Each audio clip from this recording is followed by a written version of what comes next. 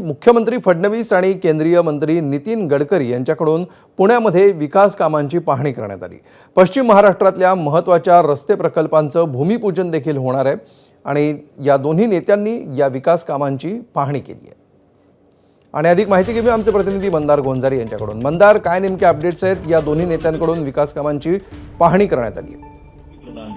महाराष्ट्रासाठी अतिशय महत्त्वाच्या ठरणाऱ्या रस्ते प्रकल्पांचं भूमिपूजन आज नितीन गडकरी आणि मुख्यमंत्री देवेंद्र फडणवीस यांच्या उपस्थितीत होतं। या कार्यक्रमाला राज्याचे सार्वजनिक बांधकाम मंत्री शिवेंद्रराजे भोसले, राज्याच्या मुख्यमंत्री सुनेत्रा पवार या देखील उपस्थित आहेत।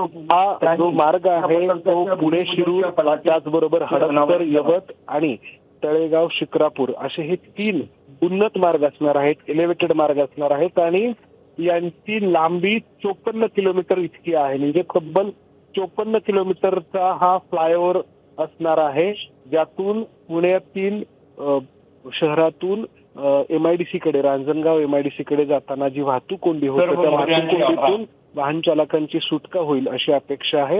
अर्थात हे काम पूर्ण होण्यासाठी काही वर्ष लागणार आहेत, मात्र हा अतिशय महत्त्वाचा आणि दूरदर्शी असा बांधकाम प्रकल्प असणार आहे, रस्ते प्रकल्प असणार आहे, त्याचं भूमिपूजन आता होतं। निश्चित, धन्यवाद मंदार या सविस्तर माहितीबद्दल। परिवहन व्यवस्था